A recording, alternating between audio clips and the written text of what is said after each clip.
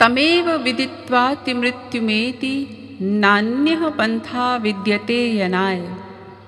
इस वेद मंत्र की व्याख्या करते हुए अभी तक आप लोगों को बताया गया कि भगवान को जानकर ही यह जीव माया से उत्तीर्ण हो सकता है, अन्य कोई मार्ग नहीं है। और भगवान को जानने का अधिकार केवल मनुष्य के पास ही है।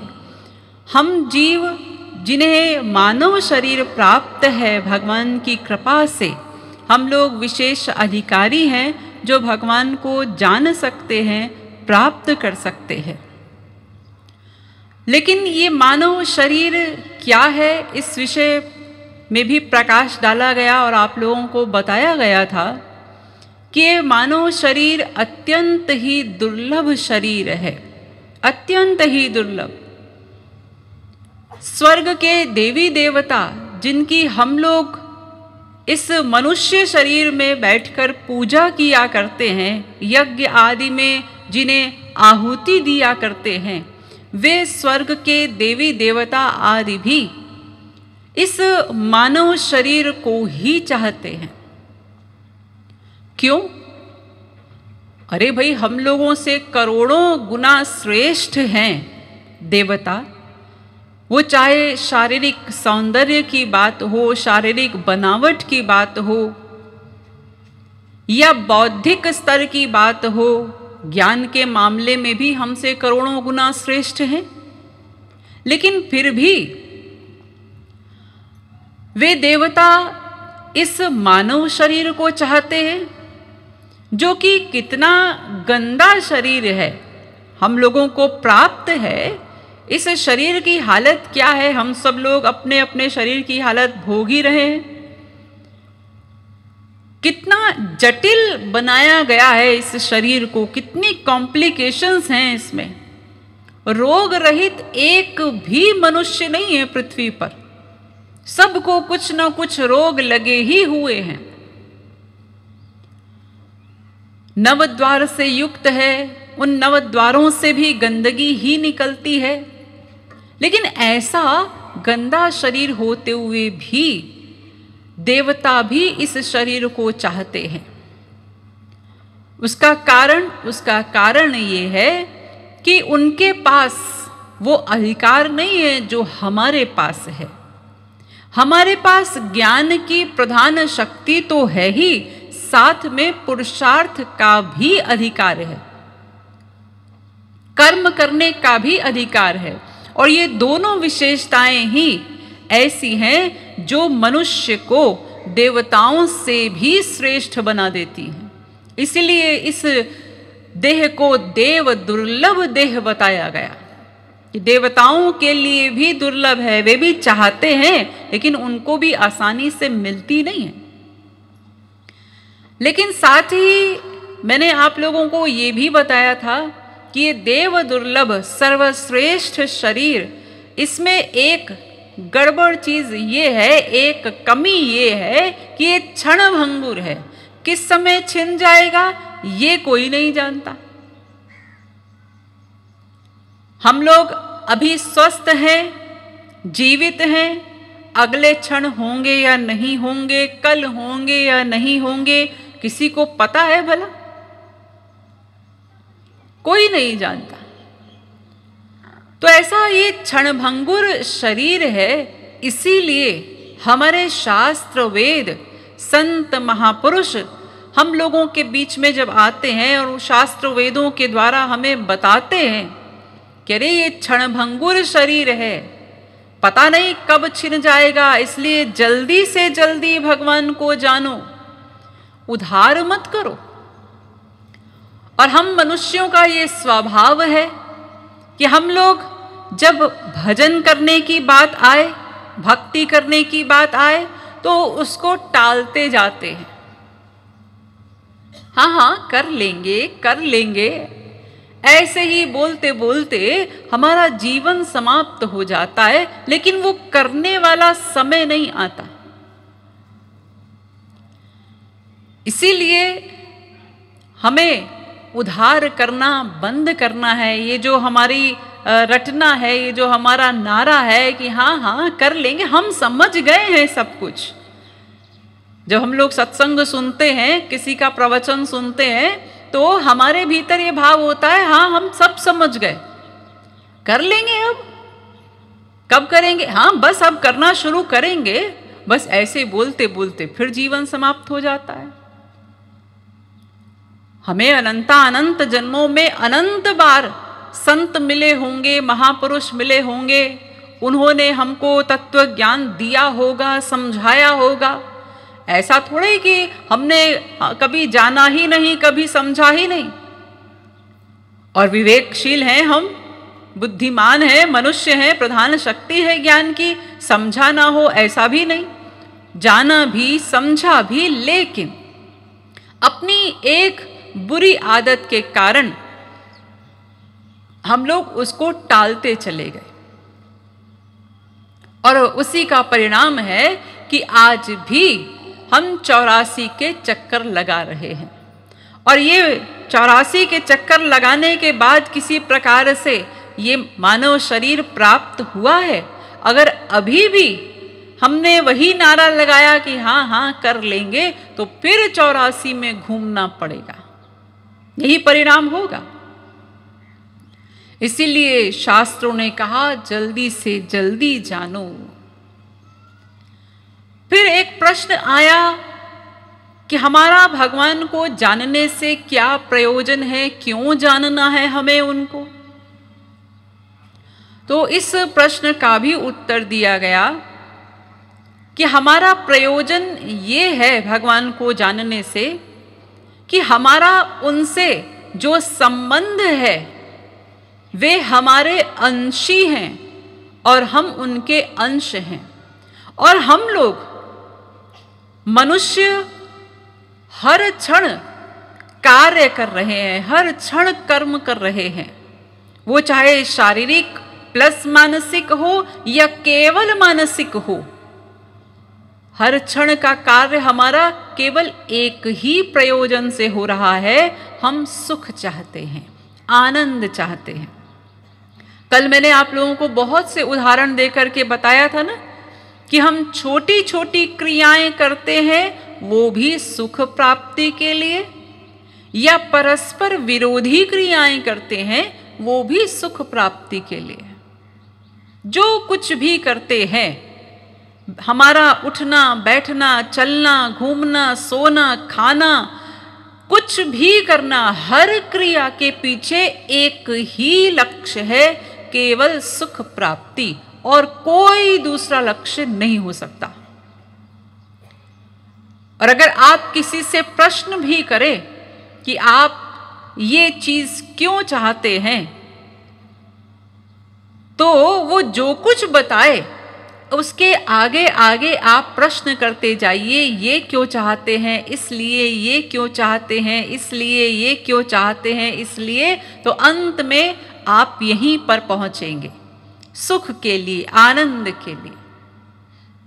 आप अपने घर में, अपने साथी, अपने परिवार के लोगों पर ये प्रश्न आजमा कर देख लीजिए, आपको यही उत्तर मिलेगा और कोई दूसरा उत्तर नहीं है इस प्रश्न का कि हम क्या चाहते हैं और क्यों चाहते हैं। इसलिए चाहते हैं सुख, क्योंकि हम सुख स्वरूप, आनंद स्वरूप ईश्वर के अंश हैं। हमारे वे अंशी, वे आनंद स्वरूप हैं। उनका नाम है, वेद ने कहा, आनंदो ब्रह्मेति व्यजानात्, आनंद ब्रह्म नाम है। तो उस आनंद स्वरूप ईश्वर का अंश होने के कारण हमारा स्वभाव है नित्य आनंद ही चाहना और उसी के लिए प्रयत्नशील रहना। और ये प्रयत्न हमारा कब से चल रहा है? जब से हम हैं तब से। हम भी अनादि हैं, भगवान भी अनादि हैं। ऐसा नहीं कह सकते कि भगवान हमारे सीनियर हैं, हम उनके जूनियर हैं। नहीं, भगवान भी अनादि, हम भी अनादि। यद्यपि वेद में भगवान ने ये कहा है, अमृतस्य वै पुत्राः, सब जीव मेरे पुत्र हैं, लेकिन फिर भी वे हमारे पिता होकर भी हमसे सीनियर नहीं। जब से भगवान तब से हम, और तब से हमारा ये आनंद प्राप्ति का प्रयत्न चल रहा है, लेकिन अभी तक आनंद प्राप्ति हुई नहीं। तो ये आनंद प्राप्ति कैसे होगी? कल मैंने एक विषय और रखा था और उसका भी समाधान किया था कि विश्व का प्रत्येक जीव आस्तिक है, और यद्यपि संसार में वैषम्य दिखाई पड़ता है, हम लोग ये कह सकते हैं कि नहीं जी, सब आस्तिक नहीं हो सकते, नास्तिक भी बहुत से लोग हैं जो भगवान का नाम भी नहीं सुनना चाहते, ऐसे भी लोग हैं। लेकिन फिर भी हमने ये सिद्ध किया था कि ऐसा कोई नहीं हो सकता, क्योंकि जब हम आनंद स्वरूप ईश्वर के अंश हैं और सदा आनंद ही चाहते हैं, तो कोई ऐसा मिलेगा नहीं आपको जो आनंद के अतिरिक्त दुख चाहता हो, जिसका ये लक्ष्य हो कि हमें आनंद नहीं, हमको तो दुख चाहिए, सुख नहीं चाहिए हमें। ऐसा कोई जीव नहीं मिलेगा। अगर कोई भी आनंद चाहता है, सुख चाहता है, तो इसका अर्थ है कि वो आस्तिक ही है, और वो कितना भी प्रयत्न करे नास्तिक नहीं हो सकता। लेकिन साथ ही अंत में ये एक वाक्य, एक प्रश्न मैंने छोड़ा था कि विश्व का प्रत्येक जीव नास्तिक है, और कोई कितना भी प्रयत्न करे आस्तिक नहीं हो सकता। ये क्या विरोधाभास है, कैसी विरोधी बात है, इसका समन्वय आज हम लोग करेंगे। देखिए, वेद के जिस मंत्र की यहां व्याख्या की जा रही है, तमेव विदित्वाति मृत्युमेति नान्यः पंथा विद्यते यनाय, ये वेद मंत्र कह रहा है कि ईश्वर को जानकर ही जीव माया से उत्तीर्ण हो सकता है, उसकी दुख निवृत्ति हो सकती है, आनंद प्राप्ति हो सकती है, और कोई दूसरा मार्ग नहीं आनंद प्राप्ति का। तो जब कोई दूसरा मार्ग नहीं है, तो फिर इसी मार्ग पर चलना ही पड़ेगा। हम लोग कहीं जा रहे हों और जा करके किसी चौराहे पर अटक जाएं और वहां फिर किसी से पूछें, भाई पोखरा जाने का रास्ता ये है? तो किसी ने कहा हाँ यही सड़क पोखरा जाती है। तो फिर हम क्या करेंगे? हम इधर उधर की सड़कों में तो नहीं जाएंगे। अब पता चल गया कि यही रोड जा रही है पोखरा की तरफ, तो हम उसी रोड पर चलेंगे तो पहुंच जाएंगे पोखरा। ऐसे ही अगर हमें पता चल गया कि ईश्वर को जानकर ही दुख निवृत्ति होनी है और सुख प्राप्ति, आनंद प्राप्ति होनी है, तो फिर और तरफ हम क्यों जाएं? तो भगवान को ही जानने का प्रयत्न करते हैं फिर, ताकि हमारी समस्या का हल हो जाए। तो भगवान को जानना है। अब प्रश्न यह है कि कैसे जानना है, कैसे जाना जाए? अगर हम अपने संसारी लोगों से भगवान के विषय में पूछें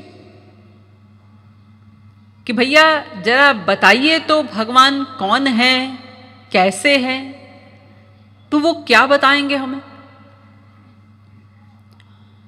अपने संसारी भाई बहनों से पूछना तो ऐसी बात है कि जैसे अंधे नैव नीयमाना यथा अंधा, जैसे तमाम अंधे कहीं पर इकट्ठे हों और वहां पर एक अंधा ये कहे, अरे कोई आंख वाला है क्या यहां पर जो मुझे प्रवचन स्थल तक पहुंचा दे?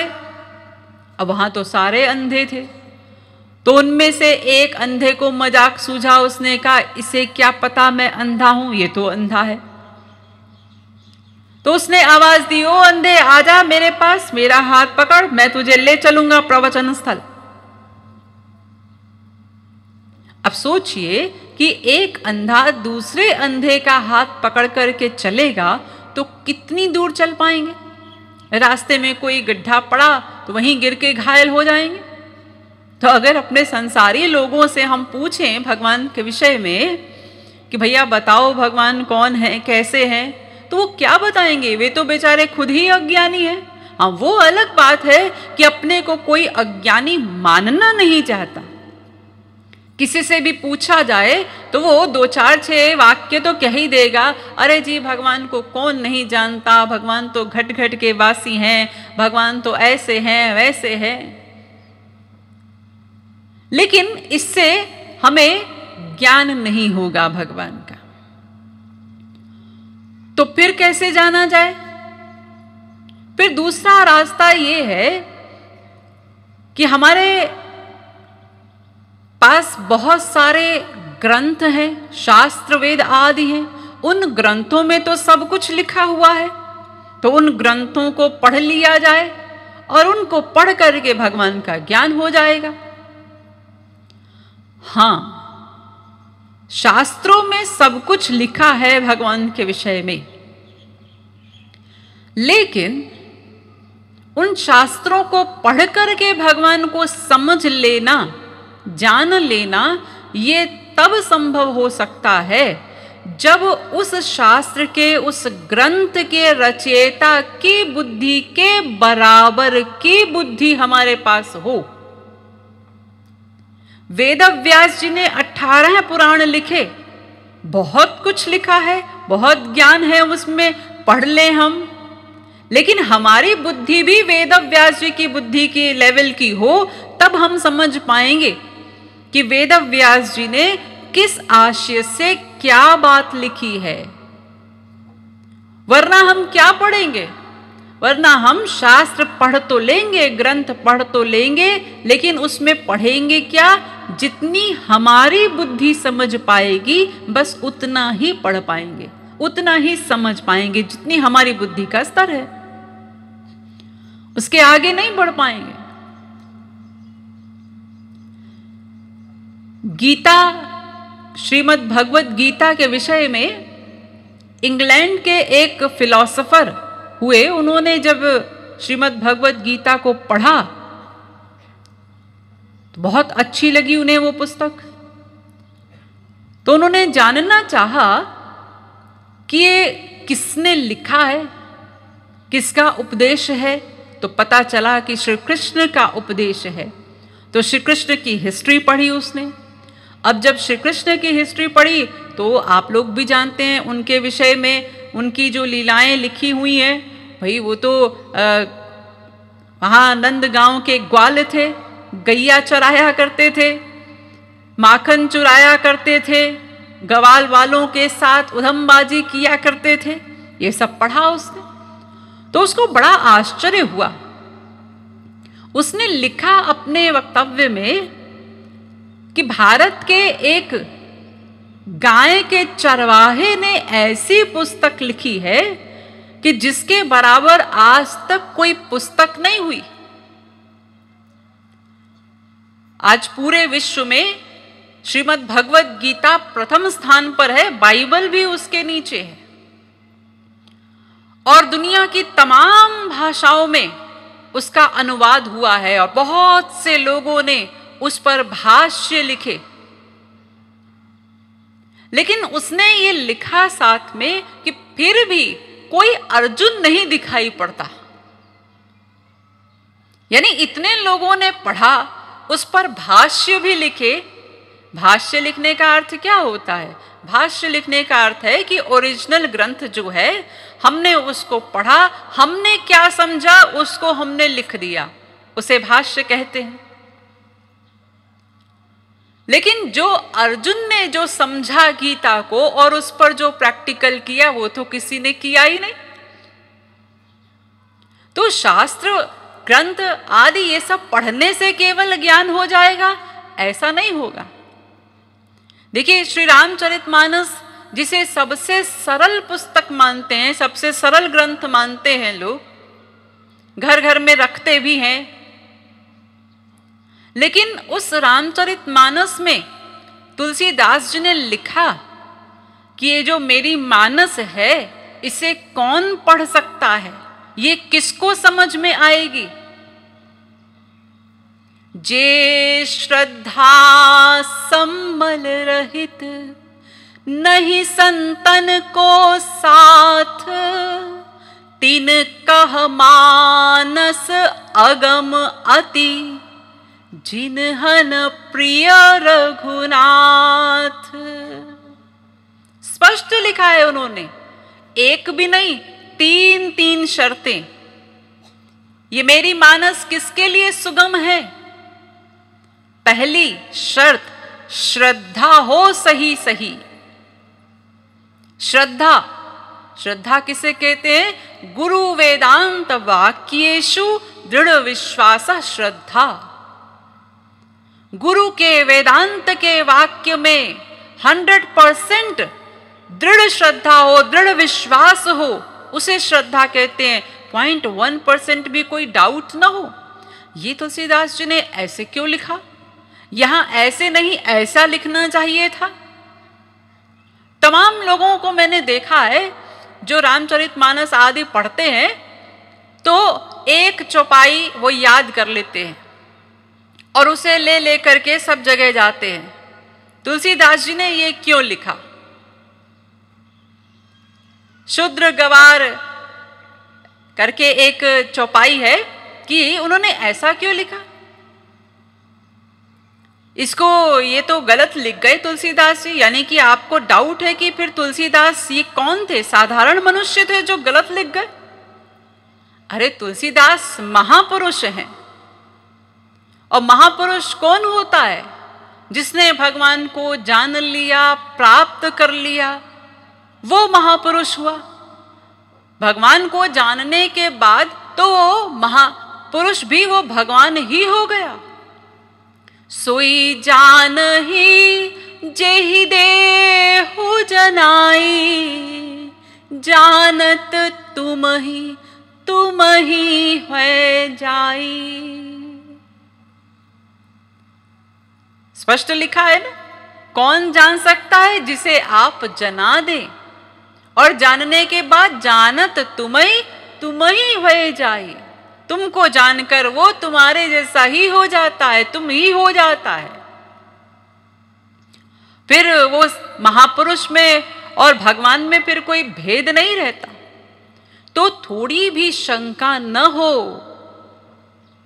तब तो हम पढ़े उसको। और फिर उसके बाद दूसरी शर्त लगाई, संतन को साथ, संत का साथ हो, श्रद्धा हो, संत का साथ हो। और तीसरी शर्त लिखी, जिन्हन प्रिय रघुनाथ।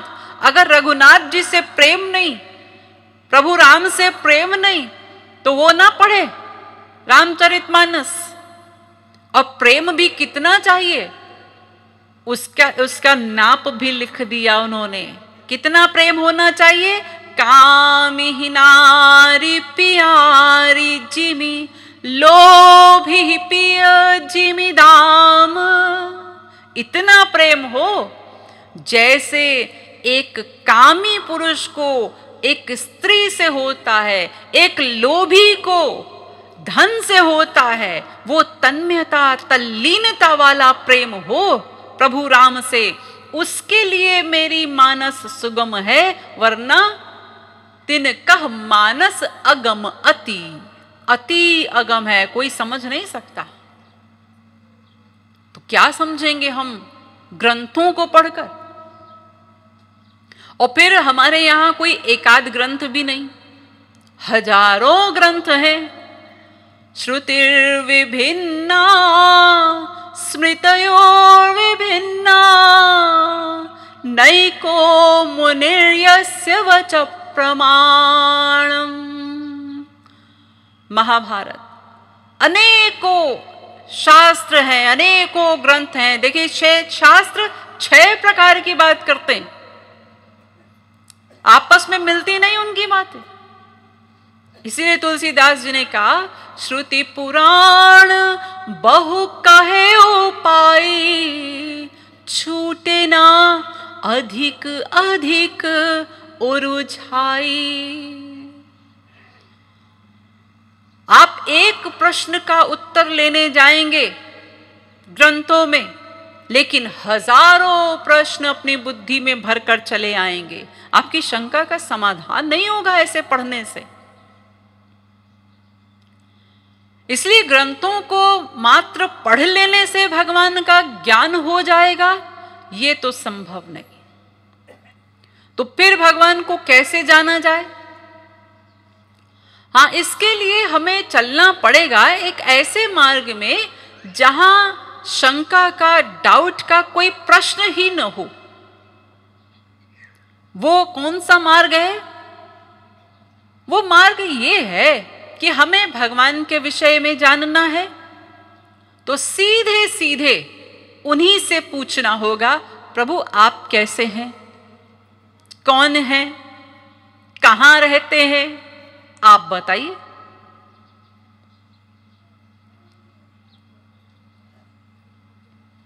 ये जो मैंने कहा इसका अर्थ ये है कि हमें वेदों की ओर जाना होगा। ये वेद क्या है? ये वेद भगवान के वाक्य हैं, भगवद वाणी हैं।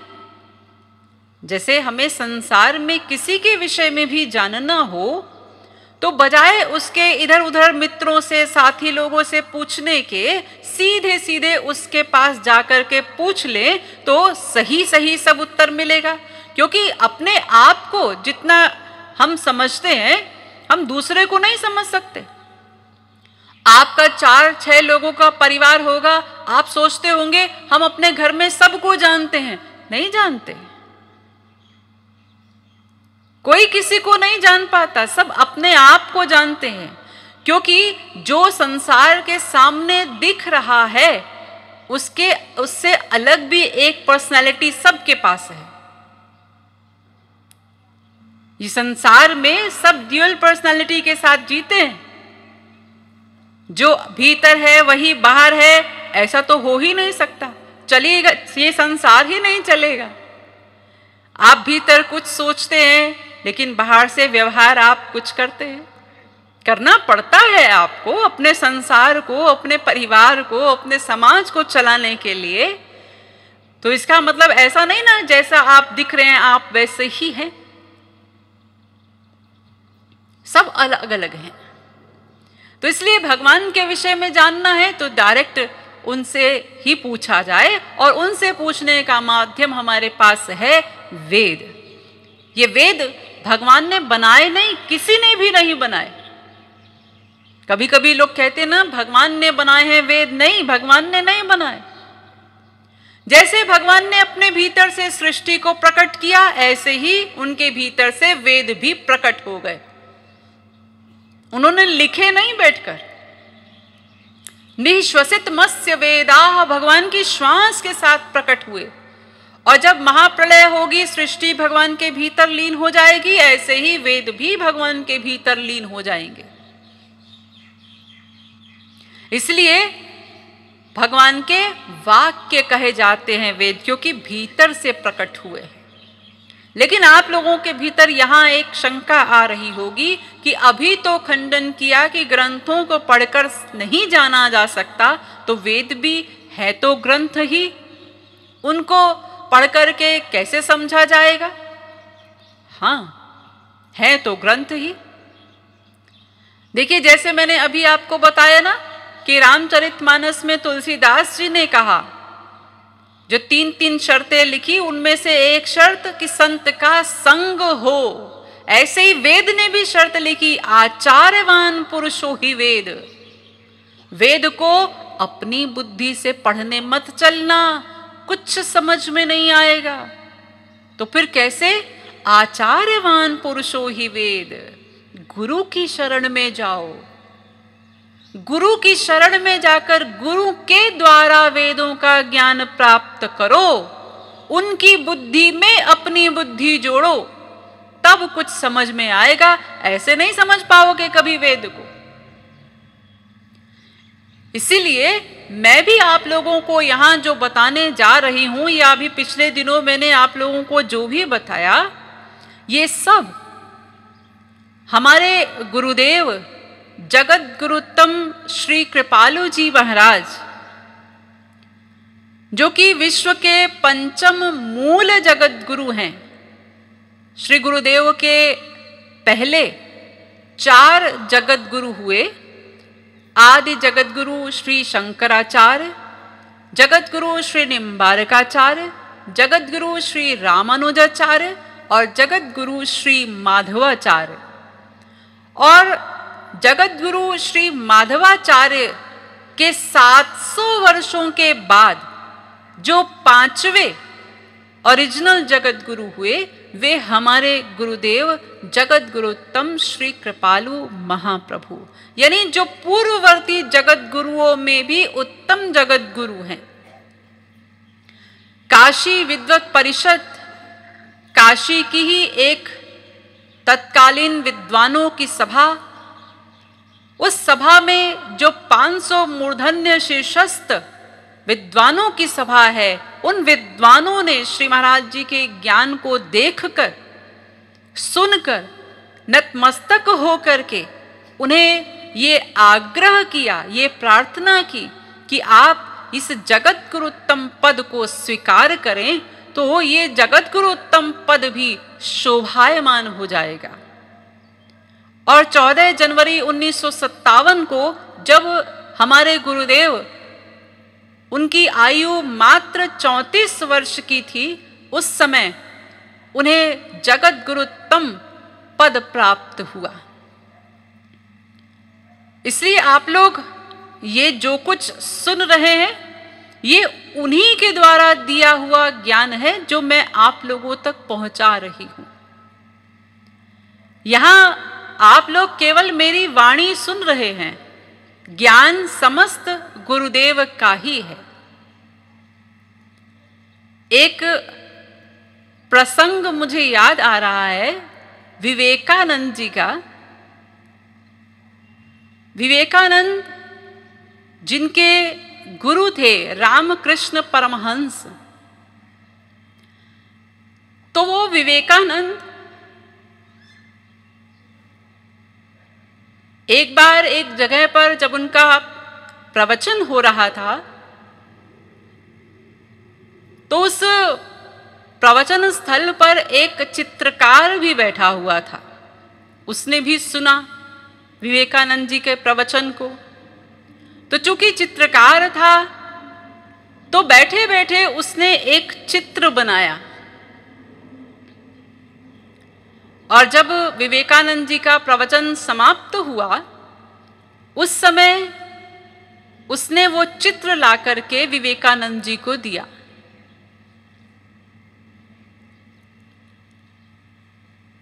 विवेकानंद जी ने वो चित्र जब देखा,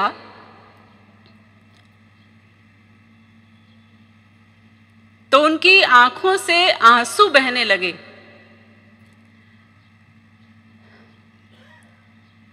क्योंकि उस चित्र में 2 चेहरे थे, एक तो विवेकानंद जी का और एक उनके पीछे रामकृष्ण परमहंस का। तो विवेकानंद जी ने उस चित्रकार से पूछा कि ये चित्र तो तुमने हमारा बनाया है, ये पीछे किसका चित्र बनाया है? इन्हें जानते हो तुम? तो उस चित्रकार ने कहा, नहीं मैं तो नहीं जानता, लेकिन पूरे प्रवचन में मैंने आपके पीछे इस चेहरे को देखा जो आपके पीछे पूरे समय था, तो बस जो मैंने देखा वो मैंने बना दिया। तो विवेकानंद जी ने कहा, धन्य हो तुम जो तुमने मेरे गुरुदेव के दर्शन किए। क्योंकि जब मैं प्रवचन देता हूं तो उस समय मैं तो आगे होता हूं, लेकिन मेरे पीछे मेरे गुरुदेव होते हैं जो बोल रहे होते हैं। जैसे माइक होता है ना, और एक वक्ता होता है, ऐसे ही मेरे पीछे मेरे गुरु और मैं उनका माइक जैसे। तो बोलते तो वे हैं, ज्ञान तो उनका है। तो ऐसे ही मैं भी आप लोगों को जो कुछ बता रही हूं वो गुरुदेव द्वारा दिया गया ज्ञान है, बस मैं अपने वाणी के द्वारा आप तक पहुंचा रही हूं उसको। तो इसीलिए उन्होंने जो बताया, जो समझाया कि वेद के द्वारा भगवान का ज्ञान कैसे होगा, अब इस विषय पर आगे चलते हैं। वेद से पूछते हैं कि भगवान कौन हैं, कैसे हैं, बताइए वेद जी महाराज। तो वेद कहता है यस्या मतम तस्य मतम, मतम यस्य न वेद सः, अविज्ञातम विजानताम विज्ञात्म विजानताम। ये वेद मंत्र कह रहा है कि जो ऐसा समझता है कि भगवान को जाना जा सकता है, समझा जा सकता है, उसके जैसा ना समझ कोई नहीं है।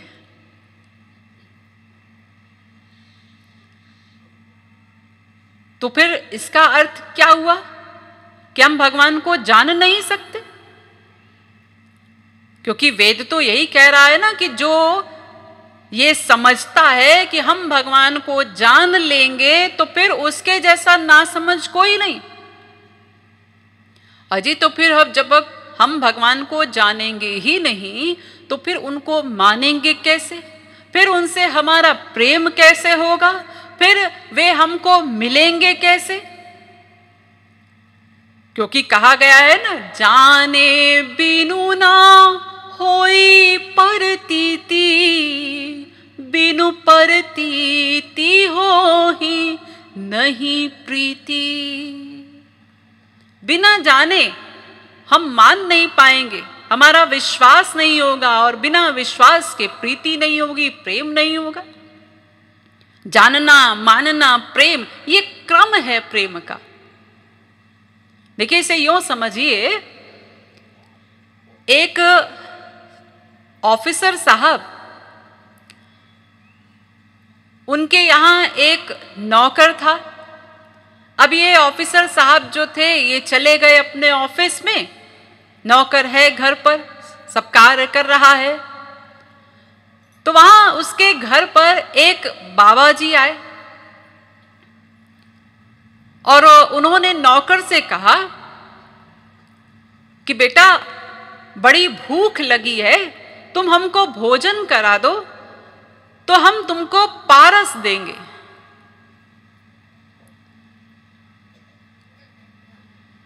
तो वो बेचारा बेपढ़ा लिखा था नौकर, वो जानता ही नहीं था पारस क्या होता है। उसने सुन रखा था कि कोई बढ़िया चीज होती है, लेकिन क्या होता है, क्या गुण है उसका, वो जानता नहीं था। तो उसने भोजन करा दिया कि भाई बाबा जी हैं, भोजन कराने में क्या है, भोजन करा दिया, और बाबा जी भी उसको पारस देकर चले गए। अब वो सोचने लगा, ये पारस तो कोई बढ़िया चीज होती है, मैं क्या करूंगा इसका, अपने साहब को दूंगा, साहब इसको लेके बड़े खुश हो जाएंगे, तो जब मुझसे खुश रहेंगे तो मेरी नौकरी भी बनी रहेगी। ये सोचकर उसने एक टेबल पर रख दिया उस पारस को। अब जब शाम को लौटकर आए ऑफिस से साहब, तो जहां बैठकर चाय पीते थे वहां सामने टेबल पर ये पारस पत्थर रखा हुआ था। तो साहब ने देखा तो नौकर पर चिल्लाए, अरे ये पत्थर यहां क्यों रखा है?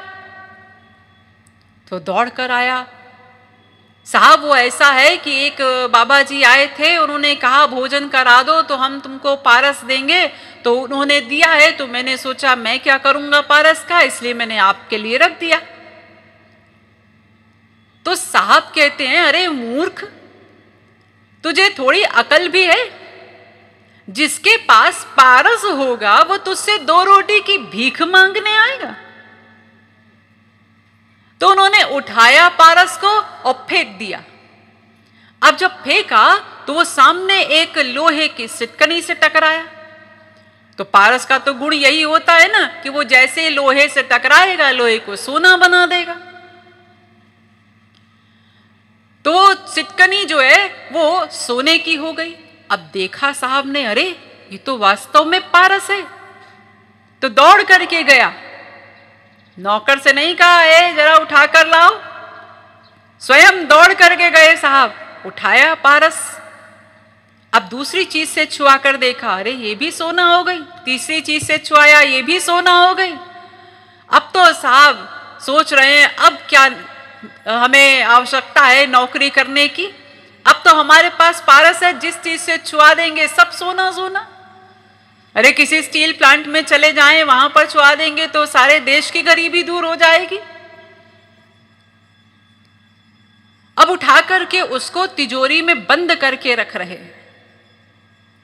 अरे ये क्या हो गया? अरे वही तो पारस है, वही साहब है, वही दृष्टि है। ये क्या बदलाव हो गया, क्या अंतर हो गया?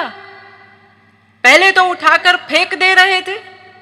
हाँ, इसलिए क्योंकि तब तक वो साहब ने जाना नहीं था कि ये पारस है, इसलिए माना भी नहीं था कि ये पारस है, इसलिए उस पारस से डिटैचमेंट हो गया, उठाकर फेंक दिया। लेकिन जैसे ही जाना कि ये पारस है, तुरंत मान लिया। एक क्षण की भी देरी नहीं, जानते ही मान भी लिया और तुरंत अटैचमेंट हो गया, तुरंत प्रेम हो गया पारस से। उसके लिए उनको बैठ करके कोई साधना नहीं करनी पड़ी, कोई कीर्तन नहीं करना पड़ा, ये पारस है, ये पारस है, बैठकर गुण गाया हो उन्होंने, तब बुद्धि में बैठा, तब जाना, तब माना नहीं, तुरंत जाना, माना, प्रेम। तो यही क्रम है प्रेम का, जानना, मानना, प्रेम। तो ऐसे ही हम भी जब तक भगवान को जानेंगे नहीं तो मानेंगे कैसे, तो प्रेम कैसे होगा उनसे हमारा भला? इसलिए जानना तो अनिवार्य है। लेकिन वेद कहता है कि जो ऐसा समझता है कि भगवान को जाना जा सकता है, उसके जैसा तो ना समझ ही कोई नहीं। तो क्या अभी तक हमने भगवान को जाना ही नहीं? नहीं। आप कहेंगे जी ऐसी कैसी कहते हैं आप, हम तो भगवान को बड़ा मानते हैं, हम इतनी पूजा पाठ करते हैं, हम चारों धाम की यात्रा कर चुके, इतना हम मानते हैं भगवान को, आप कहते हैं कि मानते नहीं है भगवान को। अरे देखिए ना, शास्त्र ही कह रहे हैं अस्तित्वोपलब्धस्य तत्व भाव प्रसिद्धति। जिस क्षण जीव भगवान को मान ले, उसी क्षण उसको भगवत प्राप्ति हो जाएगी, उसी क्षण। तो क्या हमें भगवान मिले? तो अगर नहीं मिले तो फिर कहां भी जाना हमने, कहां माना? मानते तो मिल ही जाते।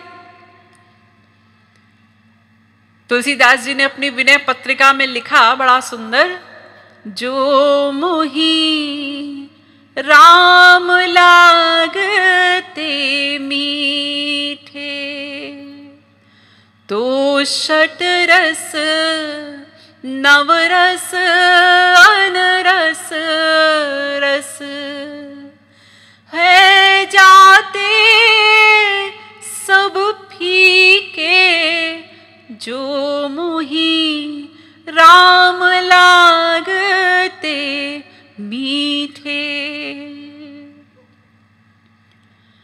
अगर हमको भगवान प्रिय होते, हमारा उनसे प्रेम हो जाता, हमें भगवान मीठे लगते, तो फिर अपने आप संसार के जितने रस है ना वो फीके लगने लगते। अगर हमको अभी भी संसार के सब विषयों में रस मिल रहा है, वे मीठे लग रहे हैं, तो इसका अर्थ यह है कि अभी तक भगवान मीठे नहीं लगे। सीधी सी बात। लेकिन फिर भी यदि कोई कह दे कि आप भगवान को नहीं मानते, आप नास्तिक हैं, तो सुनने में बड़ा खराब लगता है। हमको नास्तिक कह रहे हैं जी। हम इतना मानते हैं भगवान को, इतना नाम लेते हैं, इतनी पूजा करते हैं। हाँ, आपको सुनने में बुरा लगेगा क्योंकि आप ये नहीं मानते कि हम नास्तिक हैं, लेकिन किस प्रकार से हमारे भीतर नास्तिकता छिपी हुई है उसको अभी कुछ उदाहरण मैं आपको देती हूं। उन सब उदाहरणों से वो जो आपके भीतर की नास्तिकता है ना, वो सारी आउट हो जाएगी। देखिए, यूं समझिए जैसे एक पिताजी, उनके पुत्र का देहांत हो गया, तो वो अपने पुत्र की लाश को लेकर चले श्मशान घाट की ओर, और ये बोलते हुए, राम नाम सत्य है, राम नाम सत्य है, ऐसा बोलते हैं ना लोग जब श्मशान जाते हैं। तो अभी कुछ ही दूर चले थे कि वो बेटा उठकर बैठ गया अर्थी पर। यानी वो ठीक से मरा नहीं था। कभी कभी डॉक्टर लोगों को भी धोखा हो जाता है, गलत रिपोर्ट देते हैं, पेशेंट मरता नहीं और बाद में वो उठकर बैठ जाता है। तो ऐसे ही वो बेटा भी उठ करके बैठ गया। अब जैसे ही पिताजी ने देखा कि मेरा बेटा जीवित हो गया, अब वो क्या करते? अरे अरे चुप हो जाओ, चुप हो जाओ, सब लोग चुप हो जाओ, अब मत बोलो राम नाम सत्य है। अब उनसे कोई कहे, अरे अंकल जी, अभी ये बेटा घर जाएगा ना? हाँ जी, अब तो घर ही जाएगा, अब क्यों जाएगा श्मशान घाट? हाँ, तो लौटते हुए भी बोलते चलिए राम नाम सत्य है। क्या हुआ? अरे नहीं नहीं, पागल हो गए हो क्या? अशुभ बोलते हो, अमंगल बात करते हो, अब क्यों बोलेंगे राम नाम सत्य है? अरे वो तो उस समय बेटा मर गया था, इसलिए राम का नाम सत्य था। अब तो बेटा जीवित हो गया, तो अब बेटा सत्य है, अब राम का नाम सत्य नहीं रहा, अब बेटा सत्य है। अब राम नाम सत्य बोलना मतलब अशुभ बात है, अमंगल बात है। ये हमारी राम नाम के प्रति आस्तिकता है, इसे आस्तिकता कहेंगे। तो ऐसी ऐसी नास्तिकता भीतर छिपी है जिसे हम जान नहीं पाते। इसी प्रकार आपके घर के आंगन में आपका बच्चा सो रहा हो खाट पर, और एक ओर से माँ और एक ओर से पिता खाट उठा करके और राम नाम सत्य बोलते हुए अगर उस खाट को आंगन से कमरे में ले जाएं, ऐसी हिम्मत है किसी की? कोई नहीं बोल पाएगा। कोई आपके घर में चला आए, आकर उसने दरवाजा खटखटाया और आपने जैसे ही ढोका खोला, अब वो बोलने लगे राम नाम सत्य है, राम नाम सत्य है, तो आपका कितना ही प्रिय हो, आप झापड़ लगा देंगे। तुम्हें हमारा ही घर मिला है ये सब बोलने के लिए? जाओ कहीं और जाकर के बोलो। आप कहें अजी आज हम वहां प्रवचन में गए थे, वहां हमने सुना है। हाँ, तो वहीं जाकर उन देवी जी के यहां पर जाकर के बोलो, हमारे घर में मत बोलो। ऐसे डांट देंगे आप लोग। क्यों? अजी वो ठीक है, देखिए राम का नाम सत्य है, हाँ आप ऐसा बोल दीजिए कि राम नाम सदा सर्वत्र सत्य होता है। वह ऐसे मत बोलिए राम नाम सत्य है, इस टोन में मत बोलिए। क्यों? इससे डर लगता है। क्या डर लगता है? कहीं कोई मर न जाए ये बोलने से, ये डर लगता है। सोचिए कैसे आस्तिक हैं हम लोग। अरे दिन रात कैसे कैसे वाक्य इस मुंह से निकालते हैं, कैसी कैसी गंदी बातें, तमाम प्रकार का गाली गलौज। कोई नहीं मरता, और राम नाम सत्य बोलने से कोई मर जाएगा? ये हम राम के नाम के प्रति मान्यता रखते हैं और फिर हम कहते हैं हम आस्तिक हैं। ये कैसे आस्तिक हुए? किसी की लड़की की शादी हो और विदाई हो रही हो, और कोई महात्मा जी अपनी टोली लेकर पहुंच जाएं और विदाई के समय बोलने लगे राम नाम सत्य है, फिर महात्मा होने का भी कोई लिहाज नहीं करेगा। पिटाई भी हो सकती है फिर उस समय महात्मा जी की। अरे इतना शुभ मुहूर्त है, हमारी बेटी की विदाई हो रही है और तुम राम नाम सत्य है शुभ बात बोल रहे हो, अमंगल बात बोल रहे हो इस समय। हाँ, ये अमंगल बात है। अरे तुमको ज्ञान नहीं, तुम्हारी लड़की जा रही है संसार के नरक में फंसने के लिए, उसको जो गोलोक ले जाने वाला वाक्य है वो बोल रहे हैं हम, लेकिन तुम्हें अमंगल लग रहा है क्योंकि तुम्हारी मान्यता ही ऐसी है। तो ऐसी नास्तिकता हमारे भीतर छिपी हुई है जो हमें पता नहीं चलता। कोई घर में शुभ कार्य हो तो लोग कुछ ना कुछ भगवत कार्य भी रखते हैं, छोटी मोटी कोई कथा, कोई पूजा आदि। अब पंडित जी लिस्ट लिखवा देते हैं कि देखो पूजा में ये सब सामान लगेगा, देवताओं के लिए कपड़ा वपड़ा ले आना, धूप अगरबत्ती ले आना, सुपारी वगैरह लगेगी, ये सब सामान ले आना। अब आप चले लेने के लिए तो सबसे पहले गए कपड़ा खरीदने कपड़े की दुकान में, और जाकर के कपड़े वाले से कहा अरे भाई कपड़ा दिखाओ।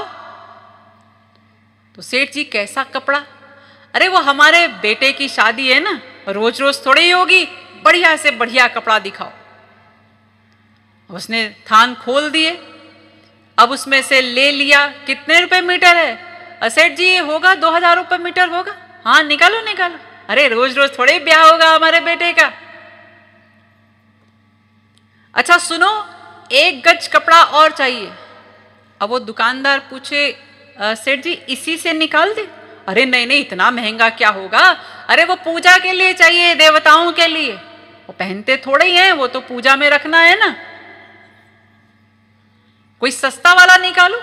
वो तुम्हारे पास वो नहीं है कि पूजा वाला कपड़ा जो आता है, आप लोग भी खरीदते होंगे, बाजार में एक स्पेशल कपड़ा आता है पूजा के लिए, एकदम पतला झीना, जो और कोई काम ना आ सके, वो पूजा में ही चढ़ता है बस।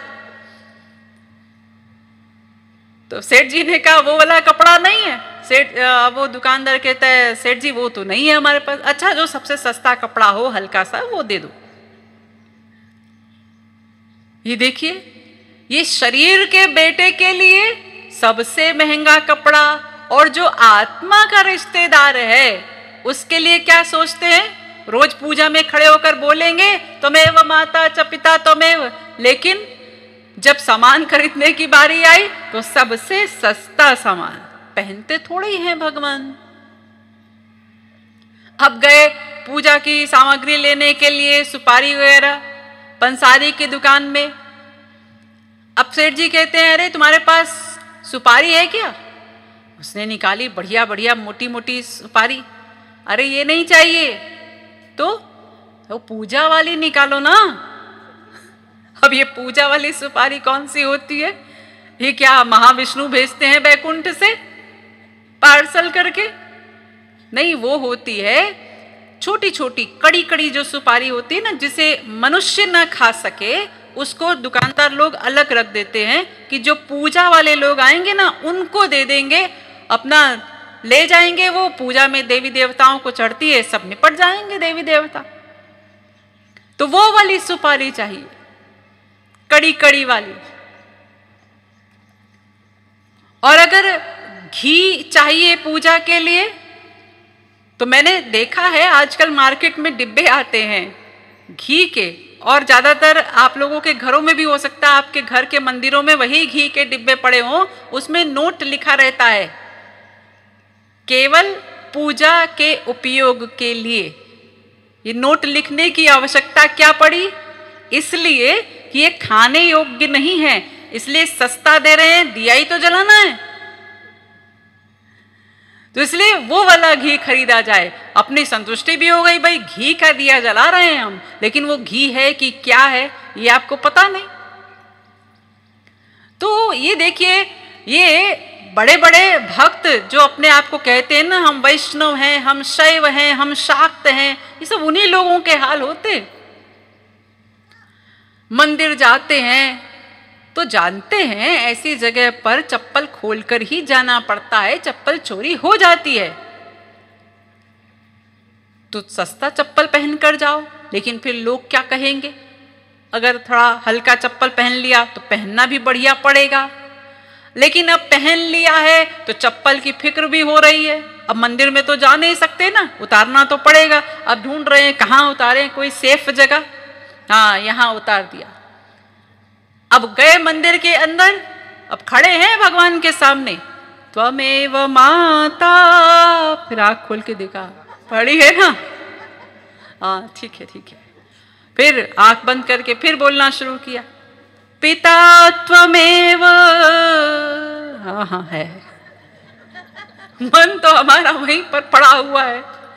अभी सोचिए इस श्लोक का अर्थ क्या हो गया। इस श्लोक का अर्थ हो गया, ऐ जूते तू ही मेरी माँ है, तू ही मेरा पिता है। ये अर्थ हो गया ना भाई। जहां मन का अटैचमेंट होगा उसी की तो उपासना मानी जाएगी। आपके मन का अटैचमेंट जूते में है, आप भले खड़े भगवान के सामने हैं लेकिन मन तो वहां पर पड़ा है, तो उपासना तो आप जूते की कर रहे हो। इसी प्रकार जब मंदिर में बैठते हैं या अपने घर के ही मंदिर में, तो भाव में बैठते हैं बड़ा, और भगवान के सामने कहेंगे, भगवान मैं बड़ा पापी हूँ, मैं नीच हूँ, मैं बदमाश हूँ, मैं ऐसा हूँ। और पूजा से उठे और घर में अगर किसी ने थोड़ी गाली कर दी तो फिर जो घमासान लड़ाई होती है, तुमने हमसे ऐसा कहा, हमको बदमाश कहा। अरे भाई, अभी तो तुम भगवान के सामने एडमिट कर रहे थे कि तुम पापी हो, नीच हो, दुष्ट हो। हाँ, तो वो हम भगवान से कह रहे थे, तुमसे थोड़ी कहा था हमने। तो क्या भगवान से झूठ कह रहे थे? हाँ, इसका अर्थ तो यही हुआ कि भगवान के सामने एक्टिंग कर रहे थे। क्योंकि अगर वास्तव में मान रहे होते तो फिर किसी के कहने का बुरा क्यों लगता हमको। लेकिन बुरा लगता है अहंकारवश, जबकि वास्तविकता यही है हमारी कि हम नीच हैं, पापी हैं, दुष्ट हैं, लेकिन मानने को तैयार नहीं है हम। और जो महापुरुष हो चुके हैं वो लिख लिख कर दे रहे हैं, मौसम कौन कुटिल खल कामी, ये तुलसीदास लिख रहे हैं। हरि हो सब पतितन कोटि को, ये सूरदास लिख रहे हैं।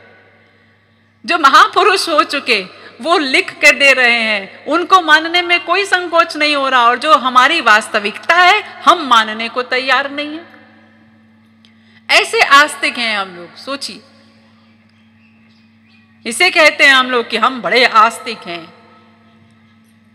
इसको आस्तिकता कहा जाए। बच्चों को भी सिखाते हैं, अपना बेटा देखो मंदिर है ये, यहाँ भगवान जी हैं, यहाँ पे शरारत नहीं करनी। अब बच्चे को ऐसा क्यों सिखा रहे हो? वो इसका अर्थ ले लेगा कि मंदिर में भगवान है, यहाँ शरारत नहीं करनी, लेकिन बाहर कर सकते हैं कुछ भी। अरे बच्चे को भी यही सिखाओ और खुद भी यही सीखो। प्रभु व्यापक सर्वत्र समाना, भगवान तो सर्वत्र समान रूप से व्याप्त है, हर जगह हमको देख रहे हैं। लेकिन हमारी आदत क्या होती है, हम दुनिया से तो डरते हैं, भगवान से नहीं डरते। अभी यहाँ इतनी भीड़ है, यहाँ किसी का पैसा गिर जाए तो जिसको मिले वो झट से उठा करके कहेगा, अनाउंस करेगा, ये किसी का पर्स गिर गया है जी, देख लीजिए, ले जाइए। लेकिन यही अगर चीज एकांत में हो, जहां कोई ना देख रहा हो, हमने देखा आसपास कोई नहीं है, उठाओ अपनी जेब में रखो। अरे वो तो देख रहे हैं जो सर्वत्र व्यापक है और तुम्हारे हृदय में भी बैठे हुए हैं, लेकिन उनका डर नहीं लगता हमको, उनसे नहीं डरते हम। अगर ये मान लें कि प्रभु व्यापक सर्वत्र समाना, सबके भीतर ये भाव स्थिर हो जाए कि भगवान सर्वत्र हैं, हमारे भीतर भी बैठे हैं और हर क्षण हमको देख रहे हैं, तो फिर तो हम कोई अपराध करें ही ना। अपराध कब करते हैं हम?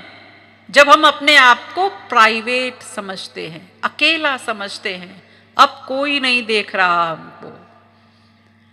जहां हमने ये सोचा अब कोई नहीं देख रहा, बस वहीं अपराध हो जाता है।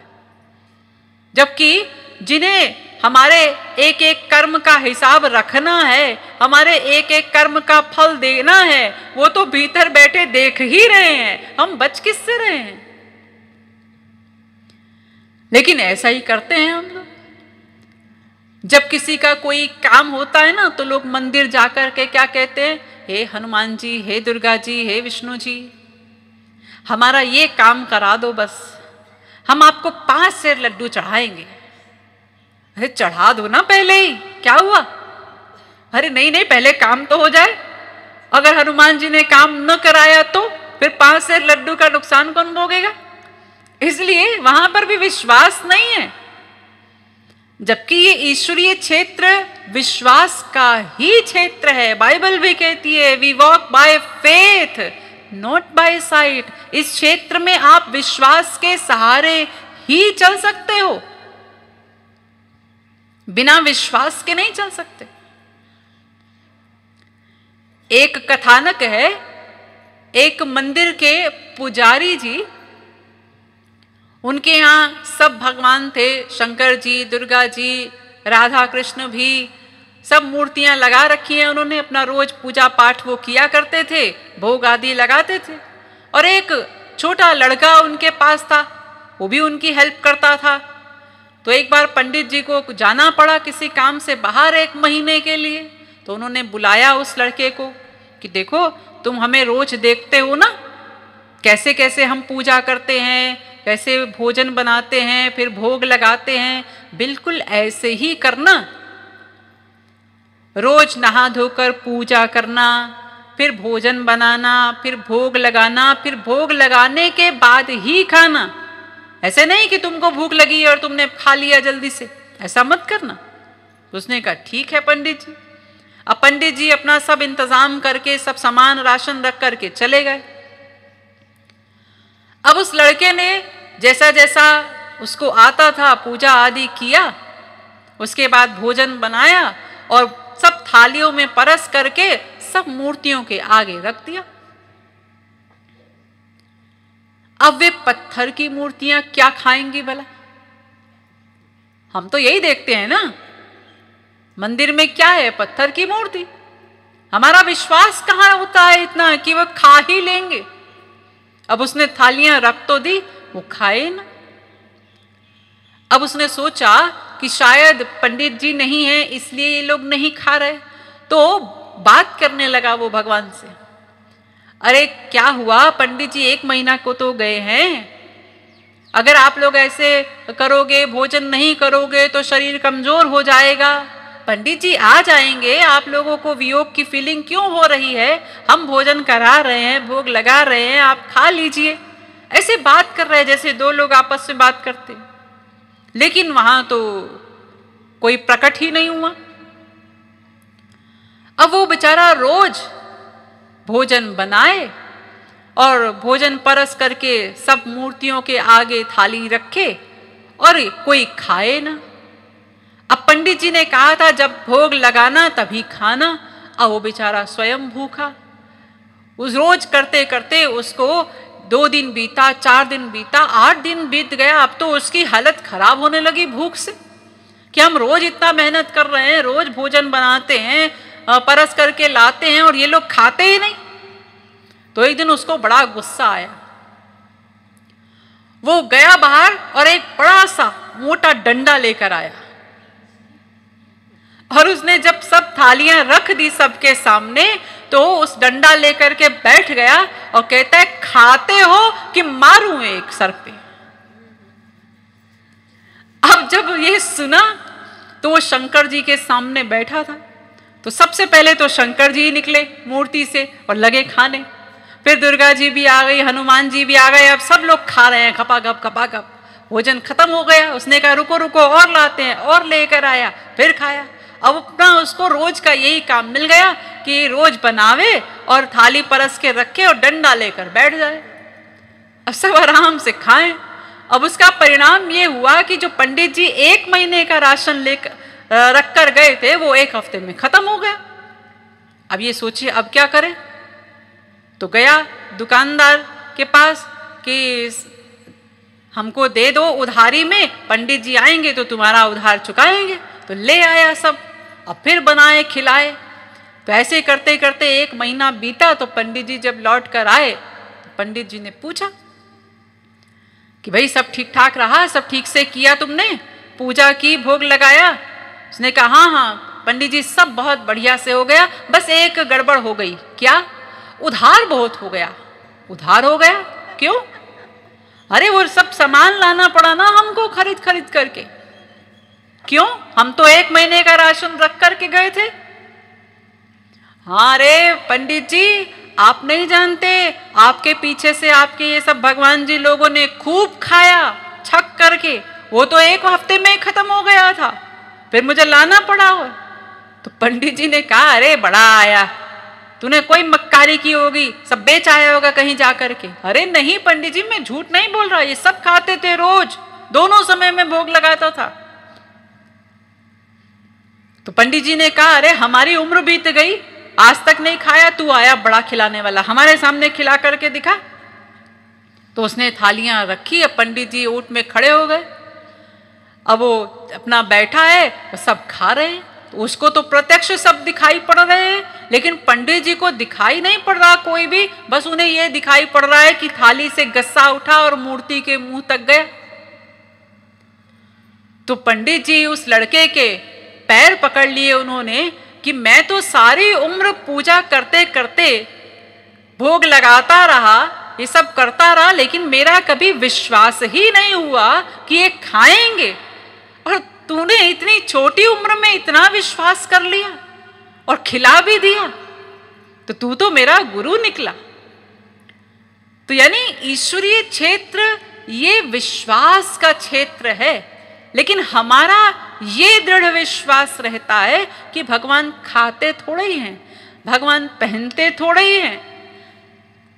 हम लोग भी अपने अपने घरों में भोग लगाते हैं, सब लोग थाली रखते हैं, थाली उठा लेते हैं, कभी ये जानने का प्रयत्न नहीं करते कि ये जो भोग के लिए रखा था हमने थाली, ये उठाकर देखें तो इसमें कुछ कम हुआ। थोड़ा ठाकुर जी ने दाल खा ली, आज थोड़ा चावल खाया, रोटी रखा था, रोटी को तोड़ा कि नहीं तोड़ा, भीतर कोई विश्वास नहीं, कोई चाहत भी नहीं देखने की, थाली ऐसे रखी, निकाल ली, बस भोग लगा दिया। यही करते हैं हम लोग। तो ऐसे ऐसे ये नास्तिकता हमारे भीतर छिपी हुई है, जिसे हम जान नहीं पाते। लेकिन वास्तव में इन सब उदाहरण जो मैंने आप लोगों को दिए हैं ना, आप जब अकेले में सोचेंगे तो आप पाएंगे कि हाँ वास्तव में हम नास्तिक ही तो हैं, कहां हम भगवान को जान रहे हैं, मान रहे हैं। आस्तिकता की परिभाषा वेदव्यास जी ने भागवत में दी कि 1 सेकंड के 100वें हिस्से में भी ये मान्यता हमारे हृदय से जाए ना, यानी भगवान यहां बैठे हैं, हमारे हृदय में रहते हैं, ये मान्यता हटे ना। जैसे हम अपने आप को हर समय रियलाइज करते हैं ना, मैं हूं, मैं हूं, मैं जो कल वहां गया था वही मैं हूं, मैं जो कल बीमार हो गया था वही मैं हूं, मैं जो आज यहां बैठा हूं वही मैं हूं। हर समय हम अपने आप को रियलाइज करते हैं। ऐसे ही मैं और मेरे श्याम सुंदर, ये भावना जब साथ हो जाए और सदा रहे, एक क्षण को भी हम भूले ना, तब हम आस्तिक कहलाएंगे। जैसे कोई ये कहे कि जी हमारा नाम जो है वो ब्रह्मचारियों की लिस्ट में लिख दीजिए। क्यों, आप ब्रह्मचारी हैं? नहीं जी, देखिए गृहस्थी तो हम कभी कभी होते हैं, पूरा समय तो हम ब्रह्मचारी रहते हैं, तो हमारा नाम भीष्म पितामह की लिस्ट में लिख दिया जाए, ब्रह्मचारी हैं हम। रे ऐसा थोड़ा ही होता है। ब्रह्मचारी का मतलब जो सदा ब्रह्मचर्य से ही रहता हो। कोई कहे अजी हम हमेशा सच ही बोलते हैं, कभी मौके बेमौके झूठ बोलना पड़ता है, हमारा नाम राजा हरिश्चंद्र के लिस्ट में लिख दीजिए। अरे ऐसा नहीं, सत्यवादी होने का मतलब क्या? जो सदा सत्य ही बोलता हो, कैसी भी परिस्थिति हो। तब तब वो सत्यवादी कहलाता है। ऐसे ही चाहे गुरु व्रत हो, पत्नी व्रत हो, पति व्रत हो, ये सब का मतलब क्या? जो सदा अनुकूल चिंतन करता हो, सदा, तब वो व्रती कहलाता है। ऐसे ही जैसे हम सदा जब भगवान की मान्यता अपने भीतर रखेंगे, एक क्षण भी उनका स्मरण ना भूले, एक क्षण भी ये भीतर से भाव न जाए कि वे मेरे साथ नहीं हैं, ये भावना आने पाए, सदा ये भाव रहे वे मेरे साथ हैं, मैं और मेरे श्याम सुंदर, मैं और मेरे श्याम सुंदर, ये हर क्षण स्मरण बना रहे, तब हम आस्तिक कहलाएंगे। ऐसे आस्तिक बना जाता है। ऐसे नहीं कि बस हम कभी बेमौके झूठ बोल देते हैं, हम तो ब्रह्मचारी ही हैं, ऐसे नहीं चलेगा। इसलिए आस्तिकता का मतलब जो सदा भगवान को माने। तब हम लोग तो कभी मानते हैं, कभी नहीं मानते। सुबह थोड़ी देर पूजा की, उतनी देर को थोड़ा स्मरण कर भी लिया, थोड़ा वो भी। अगर 2 घंटे पूजा कर रहे हैं या आधा घंटा पूजा कर रहे हैं, तो उसमें पूजा में भी आप लोग अपने आप को देखते होंगे कैसे पूजा करते हैं। हाथ घूम रहा है और यहाँ से रसना भी चल रही है, लेकिन मन कहाँ जा रहा है? मन चिंतन कर रहा है। अभी वो बच्चे को स्कूल भेजना है, पति को भी ऑफिस जाना है, जल्दी से खाना तैयार करना है, उसका टिफिन लगाना है, और घुमाते जा रहे हैं आरती। ये हो रहा है, तो कहाँ स्मरण हो रहा है? बस ऊपर की औपचारिकता केवल हो रही है पूजा करने की। तो इसको आस्तिक नहीं कहा जाएगा, इसको भगवान को मानना नहीं कहा जाएगा। इसलिए हमें प्योर आस्तिक बनना है तो भगवान को जानना होगा आस्तिक बनने के लिए। लेकिन जब हम जानने चले तो वेद कहता है कि जो ये समझता है कि भगवान को समझा जा सकता है, उसके जैसा तो ना समझ ही कोई नहीं। तो फिर कैसे समझे भाई? एक और तो वेद कहता है जल्दी से जल्दी जानो। अरे अगर नहीं जाना और ये शरीर छूट गया तो हीन योनियों में भटकना पड़ेगा, उनके कष्ट उठाने पड़ेंगे। देखिए, एक बिच्छू प्राणी होता है ना, एक बिच्छू नाम सुना होगा आपने। और उसमें भी जो मादा बिच्छू होती है, वो जब बच्चों को जन्म देती है ना, तो जन्म देते ही उसके बच्चे उसकी पीठ पर चढ़ जाते हैं और उसको खाना शुरू करते हैं, और तब तक खाते हैं जब तक वो उनकी मां मर नहीं जाती। और ये सिलसिला एक दिन नहीं, कई दिनों तक चलता है। वो सारे बच्चे जो उसने पैदा किए हैं, वही उसकी पीठ पर चढ़ करके उसको नोच रहे हैं। ये एक योनि का कष्ट है। ऐसी 84 लाख योनियां हैं, उन सब के कष्ट उठाने पड़ेंगे हमको। इसीलिए शास्त्र कहते हैं जल्दी से जल्दी जानो। अरे ये मानव देह बार बार नहीं मिलेगा, तुमने कौन सा कमाल किया है जो ये रोज मिल जाएगा? अजी मैंने इतने मकान बनाए, मेरी इतनी प्रॉपर्टी है, मेरा इतना बैंक बैलेंस है, तो तुम ये जानते हो ये जो सब कुछ तुमने बनाया, ये सब तो यही रह जाएगा, इसको साथ तो नहीं ले जा सकते। और इसको बनाने में जो तुमने फ्रॉड किया है ना, जो बेईमानी की है, जो 400 BC की है, उसका दंड अलग से भोगना पड़ेगा, उससे बच नहीं पाओगे। देखो, जैसे जो तस्कर लोग होते हैं, स्मगलर्स, वो जब स्मगलिंग करते हैं किसी सामान की, और किसी राज्य में, किसी देश में वो सामान ले जाना मना है, और फिर भी वो लेकर जाते हैं और पुलिस ने पकड़ लिया, तो उस समय क्या होता है? उस समय ये होता है कि उसने जो सामान वो तस्करी कर रहा था, वो सामान भी उसका जब्त कर लिया जाता है और उसको भी जेल में डाल दिया जाता है। ऐसा नहीं कि सामान ले लिया और उसको छोड़ दिया, नहीं, दोनों चीजें होती हैं, सामान भी जब्त और तुम भी जेल में। तो ऐसे ही ये जो